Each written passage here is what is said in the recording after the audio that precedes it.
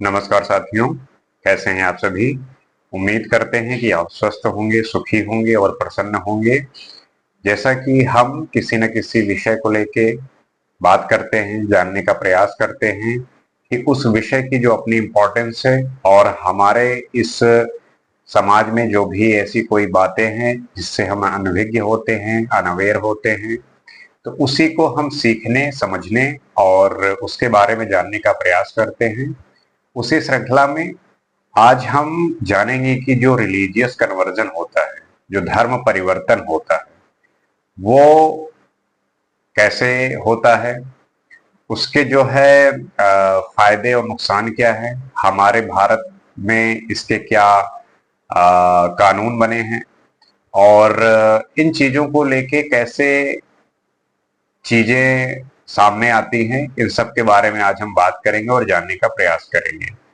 तो पहले हम ये समझते हैं कि रिलीजियस कन्वर्जन है क्या।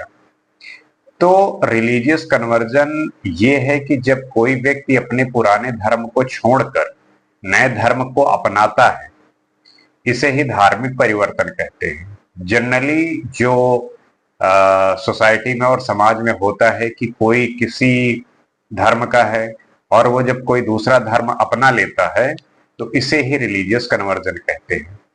अब ये समझने का प्रयास करते हैं कि जो रिलीजियस कन्वर्जन होता है, जो धर्म परिवर्तन होता है, वो कई कारणों से होता है। उसके जो है अलग अलग टाइप होते हैं। तो जो पहला है वो है स्वेच्छा से, वॉलेंटरी। मतलब कि जब कोई व्यक्ति खुद की मर्जी से नया धर्म अपनाता है तो उसे जो है वॉलेंटरी रिलीजियस कन्वर्जन कहते हैं। उसमें व्यक्ति अपनी स्वेच्छा से करता है। दूसरा है फोर्स्ड, मतलब कि बलपूर्वक।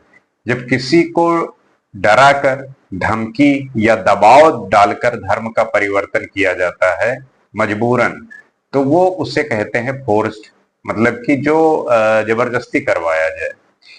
और ये अवैध है, ये कानून का उल्लंघन है, ये सही नहीं। तीसरा है लालच देकर, मतलब कि पैसे देकर या नौकरी देकर या शादी का लालच देकर जो है धर्म बदला जाए। तो ये जो है एक तीसरा तरीका है जिसकी वजह से रिलीजियस कन्वर्जन होता है। चौथा है कि मास कन्वर्जन होता है। मान लीजिए जब एक एक साथ बड़ी संख्या में लोग अपना रिलीजन कन्वर्ट करें, लार्ज ग्रुप ऑफ जब पीपल कन्वर्ट हो जाएं, तो वो होता है सामूहिक, एक तरीके से मास कन्वर्जन। अब हम ये समझते हैं कि लोग जो है वो धर्म परिवर्तन करते क्यों हैं, वो पीपल कन्वर्ट क्यों होते हैं, उसका रीजन क्या हो सकता है। और हर व्यक्ति का जो है अलग अलग रीजन होता है, वो क्यों बदलना चाहता है अपना धर्म, उसके अपने अपने कारण होते हैं। तो जो पहला कारण है वो है स्पिरिचुअल रीजन, मतलब कि आध्यात्मिक कारण। जिसमें होता क्या है कि कई लोग जो है अपने मन की शांति के लिए नया धर्म अपनाते हैं। उन्हें लगता है कि उस धर्म से उनको जो है ज्यादा झुकाव, ज्यादा लगाव या ज्यादा सहजता महसूस कर पाएंगे, इस वजह से रिलीजियस जो है कन्वर्जन होता है। दूसरा है कि सोशल इक्वालिटी, मतलब कि जो सामाजिक बराबरी है उसको लेके जो है लोग करते हैं। क्योंकि जिन लोगों पर मान लीजिए किसी तरीके का भेदभाव होता है तो वो बराबरी पाने के लिए जो है धर्म का परिवर्तन करते हैं। तीसरा है मैरिज, मतलब कि शादी का कारण। मतलब जो इंटरफेथ मैरिज होती हैं अक्सर धर्म परिवर्तन होता है उसमें, कि कोई एक व्यक्ति है जो एक दूसरे धर्म का है और एक जो है वो दूसरे धर्म का है। तो जब शादी हो जाती है तो उसके बाद जो है इंटरफेथ मैरिज जो है जब होती है तो उसमें अक्सर जो है धर्म का परिवर्तन होता है। और जो अगला कारण है वो है बेटर लाइफ अपॉर्चुनिटीज। अक्सर होता है कि कभी कभी लोग सोशल सिक्योरिटी और बेटर अपॉर्चुनिटी के लिए भी धर्म परिवर्तन करते हैं। तो ये तो हो गया कि क्यों करते हैं और इसके टाइप क्या हैं। अब हम ये समझेंगे कि जो लीगल एस्पेक्ट है इंडिया में, भारत में जो कानून है वो क्या है। तो जो भारत का संविधान है, जो हमारा कॉन्स्टिट्यूशन है, उसमें आर्टिकल 25 ये बताता है कि हर व्यक्ति को धर्म बनाने, प्रचार करने और अपनाने की आजादी। वो अपने तरीके से धर्म का परिवर्तन वो कर सकता है और अपने धर्म का प्रचार कर सकता है। उसको धर्म मानने का भी अधिकार है। तो जो आर्टिकल 25 है, ये जो है वो प्रोवाइड करता है। हाँ, लेकिन जैसे कुछ स्टेट हैं, जैसे उत्तर प्रदेश हो गया, मध्य प्रदेश हो गया, गुजरात हो गया और उड़ीसा, उत्तराखंड में कुछ एंटी कन्वर्जन लॉज भी हैं, जिसको ध्यान में रख के जो है वहां पे चीजें की जाती हैं। अब जो है इसमें सबसे बड़ा जो मुद्दा है वो निकल के ये आता है कि जो फोर्स्ड कन्वर्जन है वो पनिशेबल क्राइम, ये आपको समझना होगा। जैसे अगर आप अपनी स्वेच्छा से कर रहे हैं तो उसमें वो आपकी चॉइस है, ये कॉन्स्टिट्यूशन आपको अधिकार देता है, इसमें किसी भी प्रकार की दिक्कत नहीं है। लेकिन अगर फोर्स्ड कन्वर्जन हो रहा है तो ये एक पनिशेबल क्राइम है। और इसमें जो अगर मान लीजिए छल से धर्म का परिवर्तन किया गया तो ये भी इलीगल है।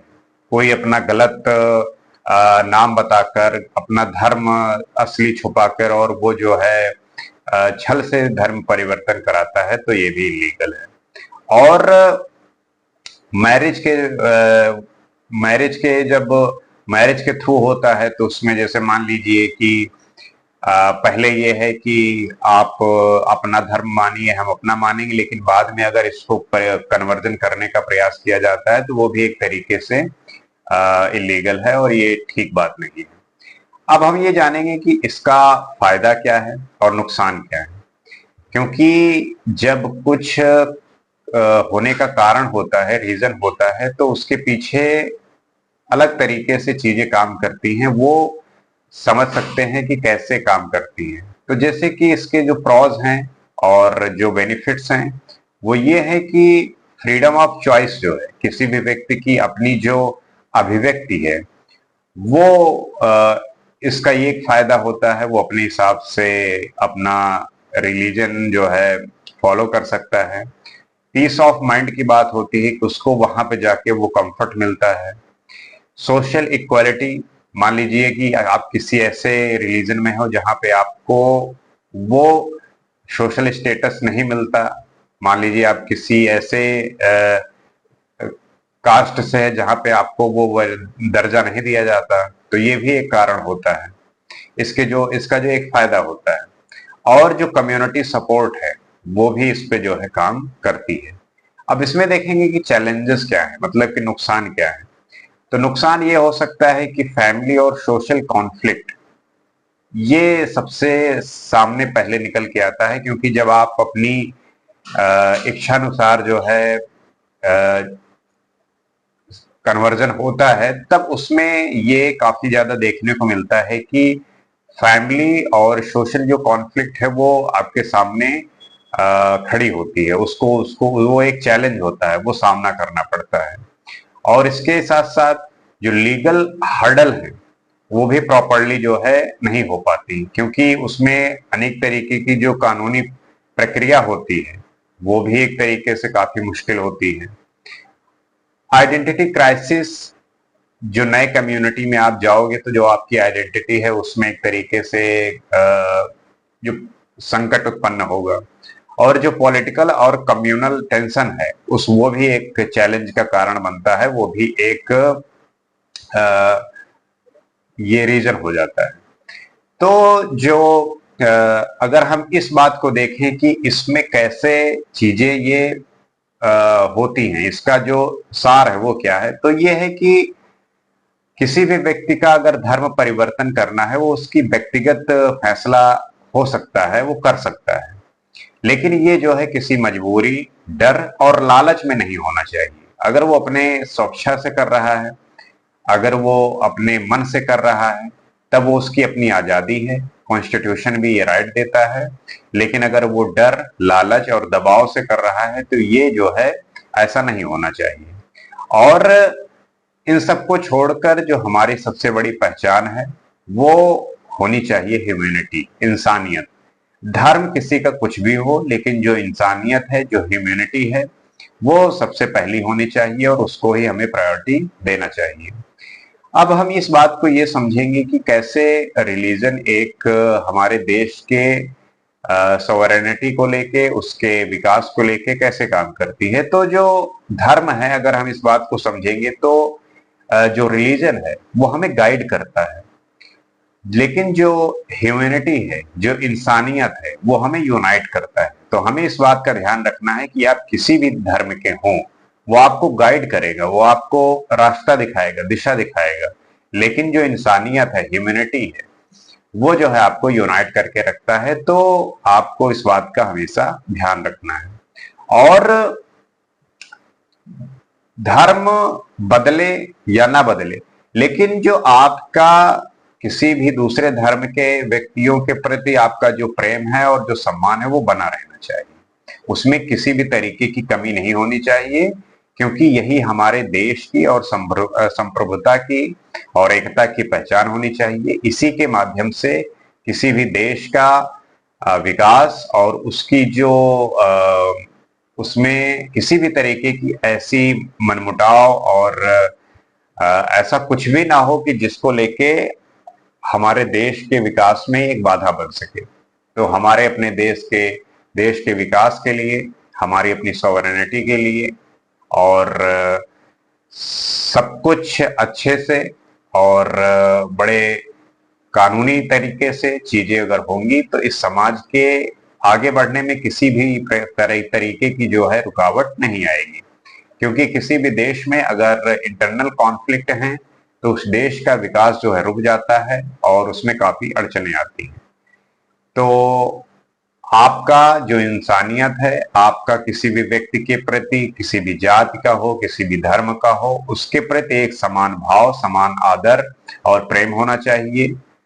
और इस तरीके से हम एक अच्छे देश का निर्माण कर सकते हैं। तो उम्मीद करते हैं कि इस बात को आप समझे होंगे, ये बात आप भी महसूस करते होंगे, देखते होंगे, और इसी तरीके से हम इन सब बातों को समझने का प्रयास करेंगे ताकि हमारी जो अपनी अपने बात को कहने का और समझने का और जानने का एक माध्यम है, इसी तरीके से हम अपनी बातों को रखेंगे, जानने का प्रयास करेंगे। आप क्या समझते हैं इस बात से, आप भी शेयर करिए। और अगले वीडियो में हम कुछ किसी और टॉपिक पर बात करेंगे। आज के लिए इतना ही। नमस्कार।